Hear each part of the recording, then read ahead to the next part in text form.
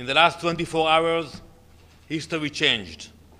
The United States of America struck Iran's nuclear sites at Fordo, Natanz, and Isfahan. It was a necessary act and a brave decision to remove the greatest threat to global security. The world and the Security Council should say clearly and without hesitation, thank you. Thank you to the United States and President Trump for acting when others would not. Thank you for standing firm when others looked away. Thank you for protecting the free world with strength and moral clarity.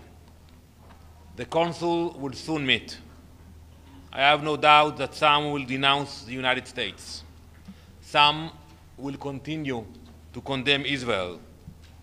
But where were they when Iran raced toward the bomb? Where were they when it built underground fortresses to house weapons of mass destruction? Where were they when Iran used diplomacy as camouflage while it prepared for our extermination? They were silent.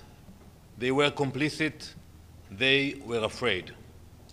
Last night, the United States acted with incredible bravery and morality. Now, the rest of the world must show its gratitude. Iran's reach extends far beyond our borders. It arms militias in Iraq, it commands terror in Lebanon, it funds Houthis in Yemen, it plots murder in Europe, and it threatens every capital in the West with its growing arsenal of ballistic missiles. You cannot sit this one out. You cannot condemn the firefighters while the arsonist tries to light more fires. You cannot protect peace by appeasing evil.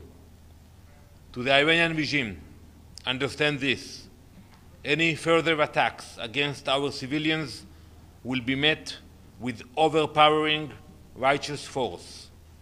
Unlike your actions against our civilians, our strikes will continue to target military and nuclear facilities. We will defend our people. We will not hesitate. We will do everything necessary to secure our future. Thank you. China Central Television. Just one very simple question. Do you think after this operation, Israel is safer now? Absolutely. Not only Israel. I think the entire world is safer. You don't have a radical regime which threatens to destroy member states of the UN. And today I think we have a historic days. Mr. Ambassador, Miriam Ramadi, Iran International. Now that the nuclear facilities were bombed, what's the next step for Israel? Are you going to continue targeting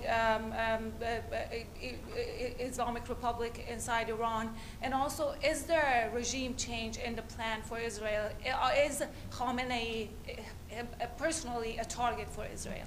We have many targets still. And I think today the question should go to Iran. They should think very carefully about their steps. I think President Trump said it very clearly. Prime Minister Netanyahu was very clear about it. They should calculate their steps. You know, the regime change, you know, that's up to the Iranian people. I pray that there will be change for the people of Iran, but that's for the Iranian people to decide, not for us. Yeah. Ambassador, excuse me. Excuse me? Any threats to Dimona by now, your nuclear sites? You know, we have very strong defense capabilities. We have proven it. The problem is that the Iranians, they target civilian cities, not military bases.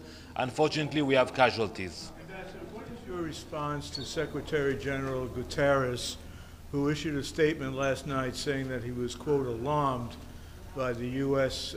Attacks on the nuclear facilities, and that only diplomacy is the answer to achieve peace? It was very disappointing because the Secretary General failed to, in his remarks, to mention the threat of nuclear Iran. He knows better.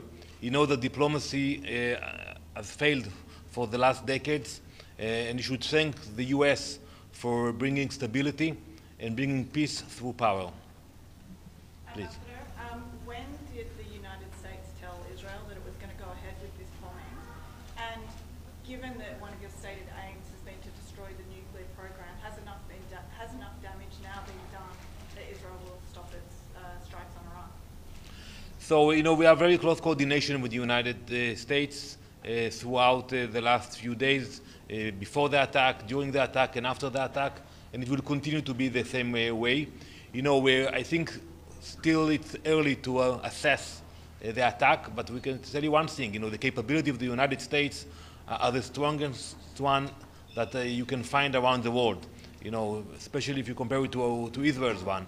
So I think not only Israel, the entire world is grateful for the US for this very impressive operation. Thank you very much.